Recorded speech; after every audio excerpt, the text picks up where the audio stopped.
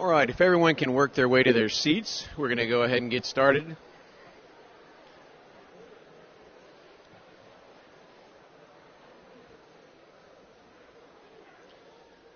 Okay, good morning and welcome to our first assembly of 2025. The day we celebrate is John Roy Baylor Day, named for our school's first headmaster. Hope everyone had a wonderful break and were able to enjoy the holidays and you're feeling recharged here as we begin the second semester. Seniors, you've obviously always been the class of 2025, but I assume that used to feel a lot further away and like it was going to take forever to get there. Well, here we are, seniors. It is 2025. And now that it is, I know I can count on you to continue to be the leaders that you have been as we run through the finish line with gusto. Also, after many conversations with students over the last couple of days, I've learned that we have many budding meteorologists in our midst, and appreciate all the thoughts on the upcoming weather. While I'm grateful for these suggestions, including the encouragement to go ahead and cancel school early, please be reminded we have a team in place to make such decisions and that we will not be making any decision until at least tomorrow evening, but we'll let everybody know when those decisions are made. Until then, let's focus on what we can control, our academics and our co-curricular events. So, now for our main event. You can go anywhere from Baylor.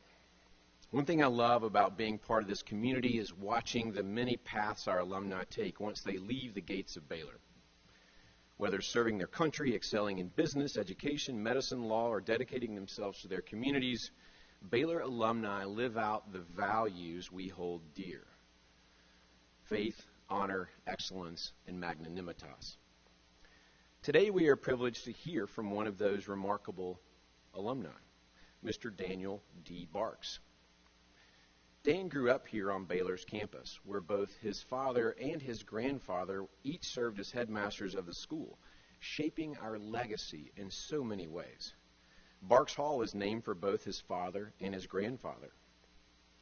In our 132-year history, Dan's father and grandfather were heads for well over 40% of that time. From an early age, Dan absorbed Baylor's mission to instill both the ability and the desire to make a positive difference in the world. His life is a reflection of that mission in action. After graduating from Baylor in 81 and then UTC in 85, Dan served as a naval aviator, flying the A-6E Intruder and serving in Desert Shield and Desert Storm. His military career was marked by courage, dedication, and excellence. Following his time in active service, Dan pursued a legal career, earning his law degree from the University of South Carolina. He went on to become a highly respected attorney, specializing in aviation law, and has led major litigations around the globe, and is actually coming straight from Florida, where he had a trial this week. But Dan's impact doesn't stop here. As chairman of the Blue Star Consortium, he works with governments and private entities in areas such as aviation, security, and finance, helping to foster stability and growth in emerging markets, whether advising NATO-aligned countries, working with the government of Belize on issues like gang violence and counter-narcotics, or mentoring others. Dan embodies Baylor's mission and continues to make a meaningful and positive difference. Dan is also the proud father of Liam Barks, Baylor class of 21.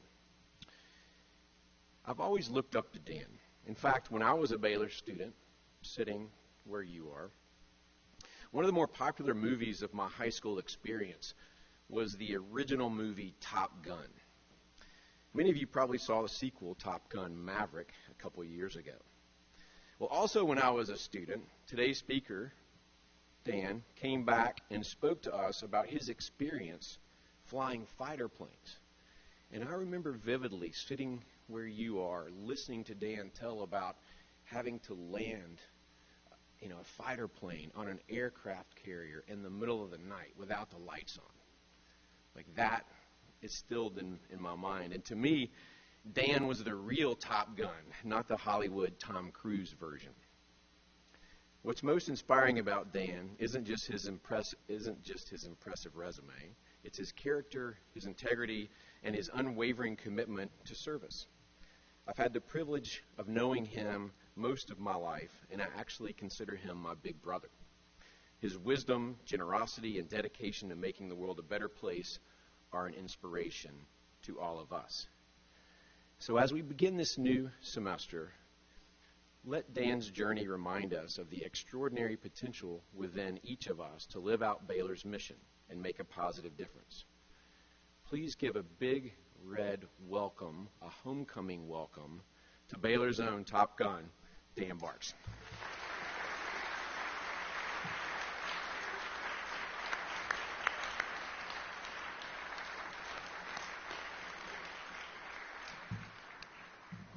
Thank you, and good night. That's it. Whatever I can say after that introduction is going to be a disappointment to you, so let me start getting the disappointment over with quickly. I'm going to go back on the Top Gun piece.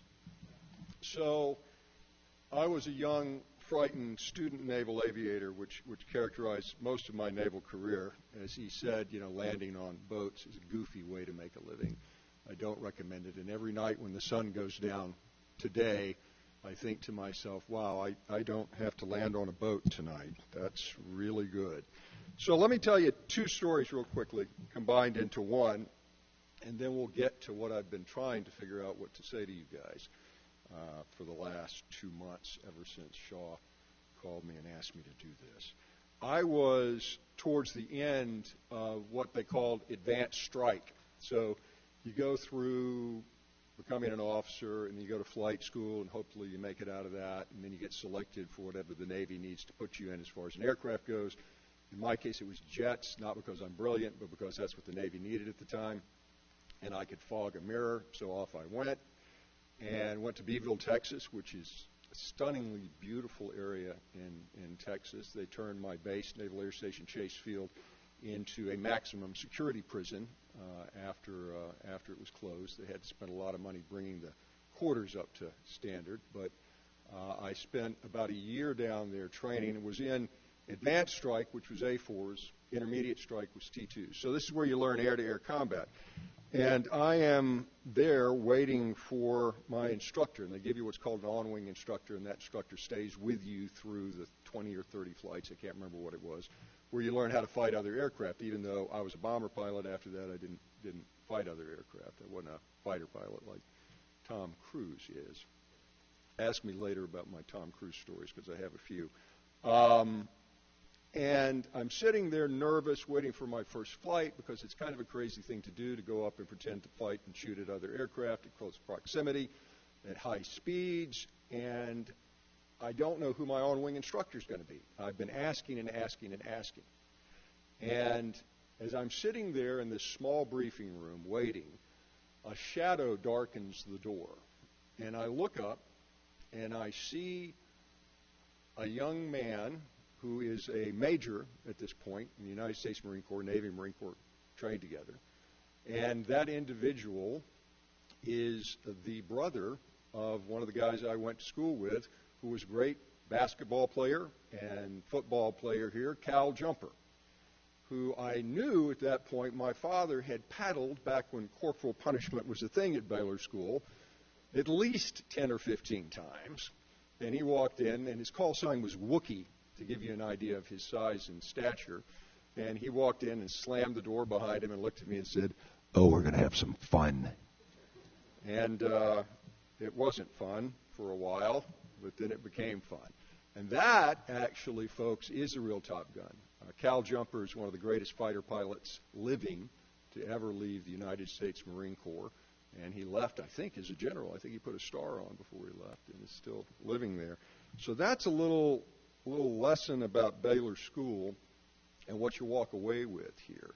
I could give you dozens more where I have been. My first trial in Atlanta in federal court, I went in and lost a motion, just horribly lost it. And the judge then called me up, federal judge, called me up to the bench, said, "Mr. Barks, I'd like to see you in my office." And I thought, well, it was a good run. Been a lawyer for about 6 months. Wasn't bad, It's I can always flip burgers or something, maybe fly for the airlines. And I go back, and this judge shuts the door once again and looks at me and said, your grandfather paddled me through the wall for a drink-in when I was at Baylor School. Now, let me tell you what you did wrong. And we had a lesson and had a friendship that lasted a good 15 years till he passed a few years ago. So that is a little bit of what the soil of this place that gets on your shoes you take out into the world with you. I want to say good morning and thank you for having me here. I was, as you said, picking a jury Monday morning in Orlando, Florida, and I spent my holidays preparing for that trial and at the same time trying to get ready for this as well. I will tell you the trial was obviously important, but I was much more nervous about speaking to you because I'm speaking to family. I can't tell you how it makes my heart soar when I hear you say you consider me a brother. You are my brother. And for many, many people here, I feel the same way. And this is home, guys. This is home for me. Last year was the 100th year of my grandfather coming here. He and I shared a couple of things. We both went to Pensacola for our first job. I was being beaten and drowned by the Marine Corps, and he was teaching high school. But we both started there. We both ended here. To say it's good to be here with you this morning is a real understatement. It is always home when I come on this land, but it has never been more so since Chris Angel has come back and Scott Wilson as well. Maya Angelou said that ache of home lives in us all. And as you live here, which you do, as a student or a teacher or a part of the family that keeps this place running, if you're here long enough and open for what permeates this land, what rises off that river, what flows up through this canyon, and what it does for those here, you will develop a longing for what happens here, for that sense of something magnificent just over the horizon. Something known and unknown that is larger than yourself and yet uniquely personal and yours. It is a greatness of spirit that pervades this place, so thick it swirls and eddies around you like the river you live by. It is the joyous, boundless, ever-present mystery that words are inadequate to describe, certainly mine. I do not want to talk to you about the origins of magnanimitas. Floyd Celopino did that, and I should be struck down if I attempt to do any better than that. If I talk to you about the history of this school, you should read or should have read Jim Hitt's Chronicled It Never Rains After 3 o'clock, so I'm not going to talk to you about history. What I can talk to you, I think, about, what I know about, is what this school means to my family.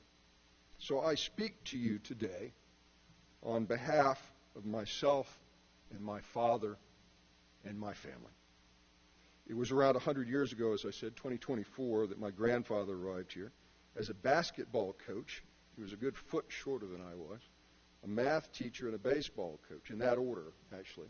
Having started on the Auburn basketball team and the baseball team, and then gone on to teach, as I said, in Pensacola High School for 2 years before coming up here. He actually arrived at Pensacola High the day it burned down, and so he was tasked with going and finding some place to put that school. He replaced Dr. Gary as the headmaster of the school and went on to lead it for almost 40 years through the Depression, World War II, and other challenges, including the polio epidemic.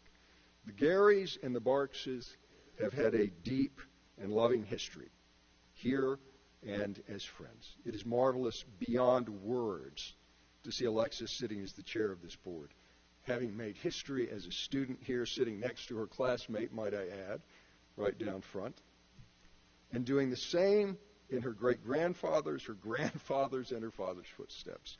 Zan Gary, whose love of this school has been a constant guiding light and force for good. I don't know if he's here yet, but he has been my father's dearest and best friend for decades. And that intertwinement of families brings us all great joy, and we're glad to see you here. My father came back in 1970 at a time of crisis for the school, although few like to say that out loud. It's the truth. It was also a crisis for our country. And he brought much of what it is assumed has always been here, but it was not. And he brought back something that had always been here, but had been buried. And you have brought it out too. And that is this spirit, this greatness of spirit, and this spirit of greatness. And that is, again, what I'm going to attempt to talk about, but frankly, it's beyond words. I spent a childhood wandering around this campus from second grade on, the quadrangle, exploring the old chapel, looking at the names of those who died serving in the various wars, wandering every inch of this campus for buildings. My parents were married here. My grandparents were buried here and memorialized in their deaths. The last time I spoke was in the old chapel to honor my father on behalf of the board who had dedicated Barks Hall in his name beside his father's. And after 75 years of addressing you and some of your parents and some of your grandparents, his ability to address you was not what it once was. And so I was honored to be able to do that. Before that, it was to bury my mother. Before that, countless times before, as a student and as an alumni. And while I'm not here to speak about my father, I am hopeful that my father may speak a bit through me today.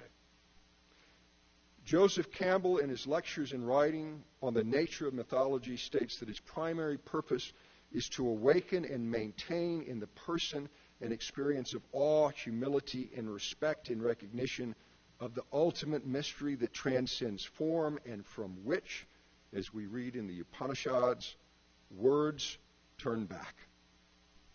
If you were to ask me what I would hope for you as you move through your life here at Baylor, it would be to find those moments that move you closer to that mystery from which words turn back.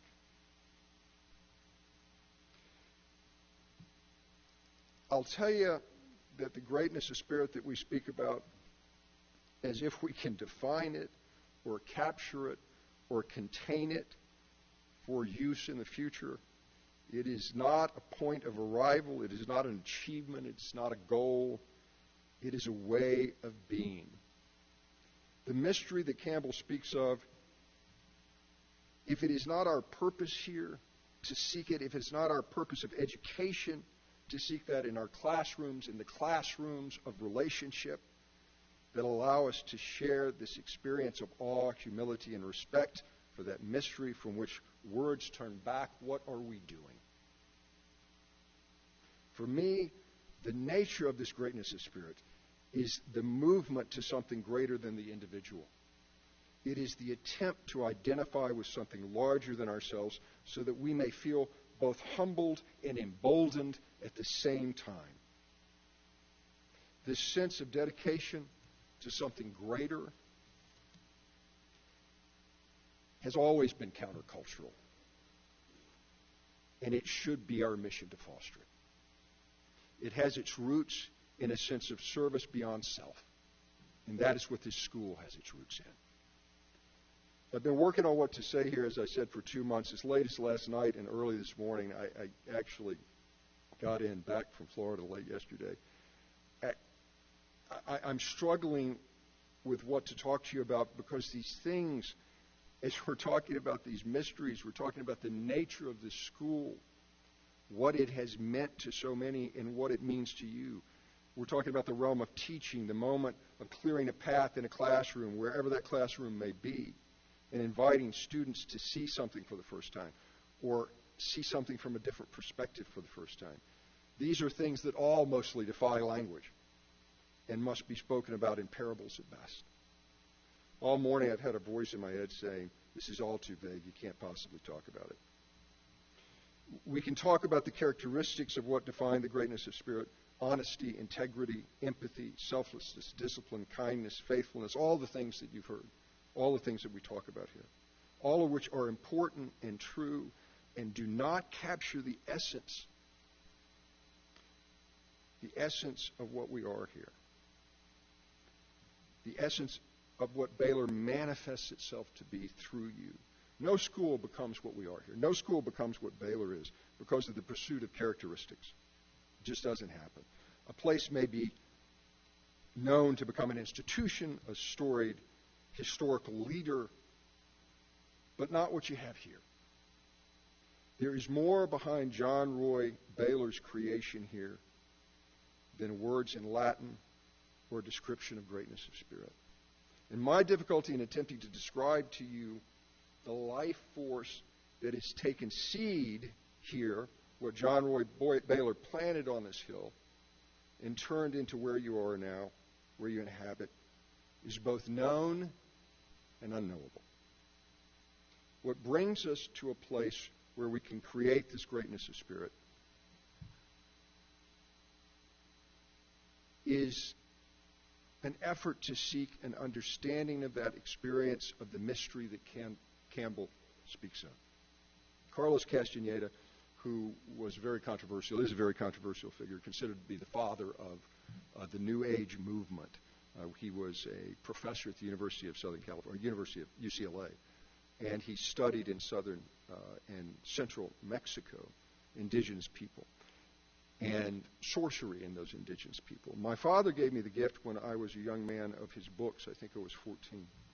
And Castaneda, whether you believe any of what he says or not, gives us a great metaphor for what your teachers do and what all great teachers do.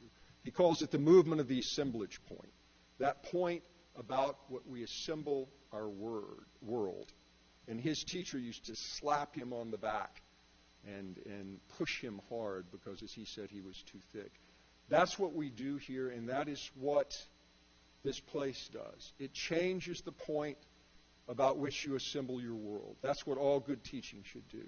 That's what you should learn to do for yourself.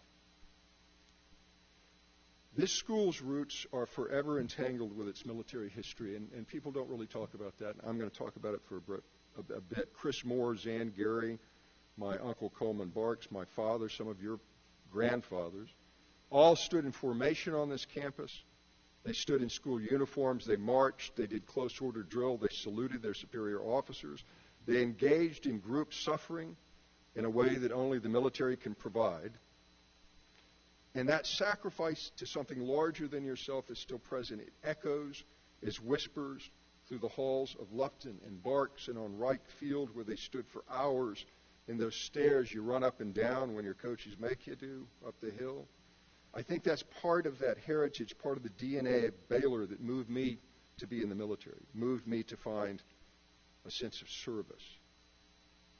It was a sense of finding again that group effort that pushed one's boundaries. It's the origin of the Walkabout program. It's what brought that about. It's the origin of much of what my father tried to do here and succeeded. I want to talk to you a little bit about one of the important pieces of this greatness of spirit that does not get talked about. And it manifested itself in the 70s when the school was in the throes of difficulty. The country was in the throes of the Vietnam War. And my father came back and he took the military away, which created a lot of angst. And he brought something back. I was probably in 4th or 5th grade, I'd say, at Bright School when all this happened. I was 2nd grader when we came here. And it was the first of the years that we went back to play Baylor and Macaulay. And Dad created something you guys now know as the Spirit Club. And one of the great pieces of this institution, of this place, is its ability to not take itself seriously. The ability to allow humor to come in and energize you and teach you and allow you to be silly and allow others to feel that way. He got the game started again, and there was absolutely no sense that anybody wanted to have a spirit club or be involved in this school. It was a time where you had on the verge of students' protest in the 1970s. And he stayed with it and created that first movement towards the Baylor-Macaulay game and the Spirit Club, and had created a bunch of stickers. And I remember as a 4th grader, I was here not in school because it was the Baylor-Macaulay weekend, one of the first ones. And they had printed up about 10,000 bumper stickers, thinking that they were printing 1,000. My dad put an extra 0 there. And the students, I'm not making suggestions, seniors, the students decided to have a motorcade, unlawful and unlicensed, through the city of Chattanooga. And it started with about 5 or 10 cars, a bunch of guys from Lookout Mountain. You know the story. And it ended up with about 70. And it ended up with pretty much all of the Chattanooga Police Department following it behind at about 30 miles an hour into the back of Hunter Hall, back there where you guys park. And I remember I was with my dad, and he walked out, and the police came up. And the lads, that's all we had back then, had been putting stickers in various places, pretty much all over the city, including some places where they really shouldn't have gone. And the police came up and hauled my dad over, and the students were there and cheering and perhaps giving some cheers regarding the police that they should not have. And Dad is attempting to keep himself out of jail, and I'm thinking to myself, well, you know, Dad's going to go to jail. This is pretty cool. And there was a lot of spirit, and I look over, and Dad is talking to the police, and behind him are all the police cars and the student body with 10,000 bumper stickers. And they slowly began to peel them off and place them on the police cars, not just on the bumpers, but on the windshields, on the antennas, until the 5 police cars were totally covered with bumper stickers saying "Go Big Red" and "Beat Macaulay," etc. And at one point, my father stopped the police because he could see what was going on and said, "Guys, you just need to go ahead and cuff me right now and take me." And they turned around, and fortunately, they had a sense of humor about the whole thing, and they did not take him to jail after some discussion. But it is that sense of humor, that sense of spirit, that sense of abandon that is a hallmark here. Because you cannot have humility without that sense of humor. You cannot have humility without the ability not to take yourself seriously. So I was thinking about a couple of stories I could tell you guys that I have taken that through and upwards in my life, and I made a few phone calls to see which ones I could actually tell you, and there were several I really wanted to tell you, but I can't. But I will tell you that there was a sticker story when I was stationed on my first aircraft carrier. There was someone who actually, I'm not going to use names because he was just on Fox News commenting on certain things. He became an admiral and then retired. At that point, he was captain and a carrier air group commander. If you watch the Top Gun movies, you hear the term CAG. And having been a student of Floyd Celopino's and a student of Latin, as our new carrier was coming out and we were headed on it, it had a Latin motto on it after a president that talked about common sense. And President Teddy Roosevelt, I won't name the carrier, I don't think I have to at this point. And I realized that those stickers were great, but that with the addition of non, we could go from common sense on the motto to no common sense on the motto. And some of us had some feelings on the leadership. We thought that'd be a good idea. And so I got what I thought was going to be about 100 of those made up. But again, as my father did, I ended up with a couple of different zeros on it. They called the squadron and the carrier air group back, and rather than print out 10,000 patches that said common sense, good decency, etc., Teddy Roosevelt sayings, they printed out 10,000 with no common sense on it for the entire air wing and the squadron. And as I was walking down the hall with mine and my bombardier navigator's no common sense patch on there, our carrier air group commander, who you will have seen recently on Fox, looks like he's right out of Central Casting, phenomenal guy, but has, as one person said, he was a Zen monk. He had achieved total silence in his mind. Came up and said, Barks, that's a great-looking patch. Let me see that. And he tore it out. I said, sir, look, we'll get you another patch. You don't really need that patch. He put it on right here and went up to address the entire fleet over a video con that had the White House and the Pentagon and everyone else in with a patch that said no common sense on it. Well, about 6 hours later, when I was standing in front of the Admiral, along with my friends and others, he said, this kind of has your stink all over it, Barks. You're gonna go ahead and take those 10,000 patches back. But it is that sort of humor that leads us through. When we were seniors, with the Spirit Club, we held a press conference, and the news actually came. We announced, without telling my father or the board, that we were bidding the school off, which was covered by all three major networks. We then decided to have a formal pep rally, if you recall, with boxer shorts and black tie, which occurred. Dolly Parton was going to come. She sent her apologies.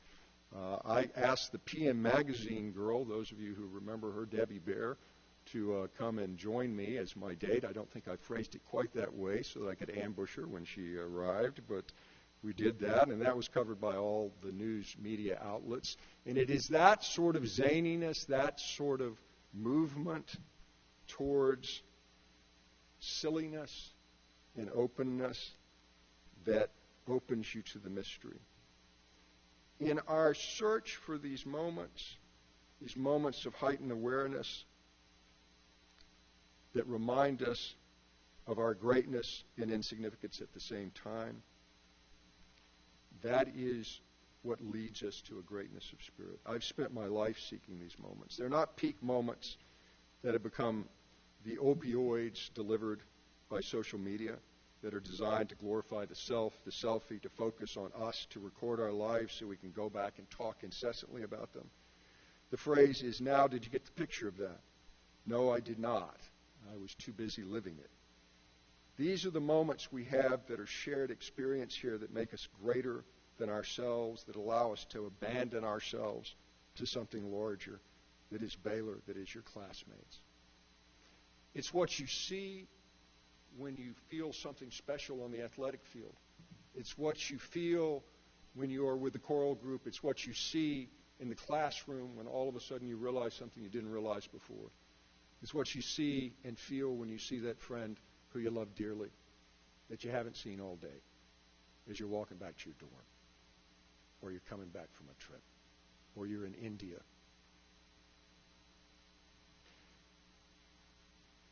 I want to end here. Thank you for not applauding. With Pablo Neruda, who I first learned about from Roberto Rojas when I was in Spanish here. He's a poet, for those of you who don't know him. I learned about him there, and then I was reintroduced to him with a book by Lewis Hyde called The Gift. And Neruda tells a story about growing up.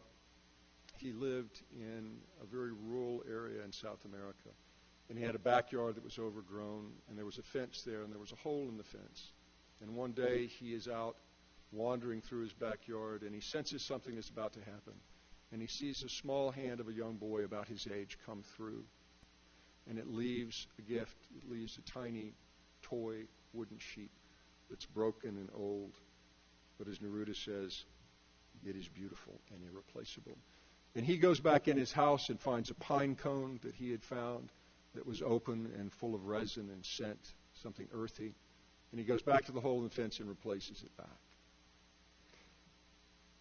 And he writes about that in an essay about his life. And it captures for me something that is important about the place where you sit, the place where you are growing up right now. He said, I have been a lucky man. To feel the intimacy of brothers is a marvelous thing in life. To feel the love of people we love is the fire that feeds our life. But to feel the affection from those who we do not know, from those unknown to us, who are watching over our sleep, over our solitude, over our dangers and weaknesses, that is something still greater, more beautiful, because it widens the boundaries of our being and unites all living things. You are part of the 0.001% of 1% of this planet. You're warm, You have food. You're sitting here surrounded by people that love you and have dedicated their life to giving you what they have found in their lives. Your teachers, your faculty, your staff, the people who greet you as you come through the door, the people who greet you as you come through the gate, the people who fix your food, the people who clean up after you. I've been through a lot of institutions. I've been through the U.S. Navy. I've worked for all areas of the government.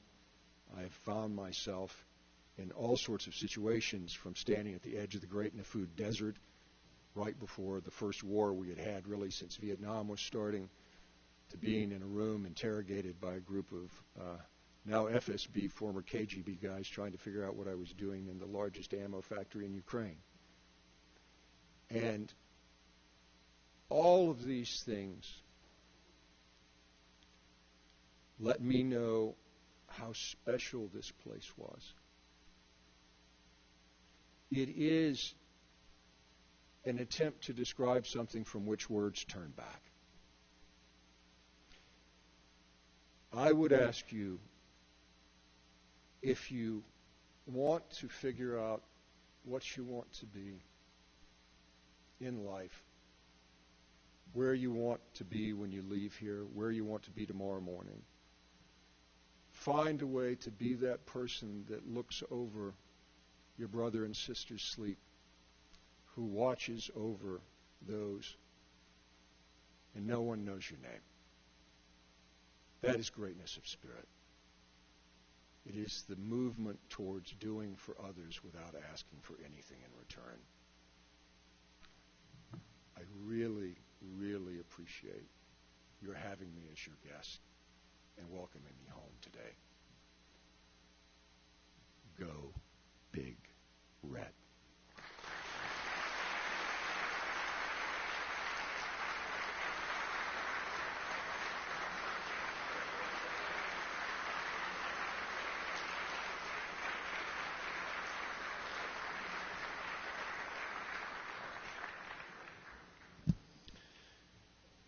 I thank Dan for coming back home today and sharing with us, reminding us the importance that is Baylor and what greatness of spirit can mean to so many of us. And I really found myself thinking about this as Dan was speaking. I look forward. I really hope that I'm able to return years from now and hear members of the student body come up and share their experience and how your Baylor experience shaped your lives, and how magnanimitas, the greatness of spirit, the Baylor mission, has manifested itself in your lives.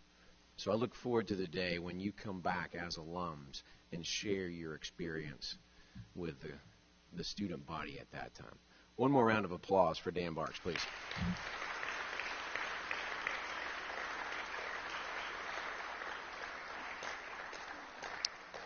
Okay. With the help of our senior leaders, we are dismissed. Whoa. What? I'm sorry. Whoa, hang on. Stop. Everybody stand up. I was just reminded that we are going to sing the alma mater, which is everybody, let's for the first time of 2025, seniors, everyone arm in arm, led by some senior leaders of the choir.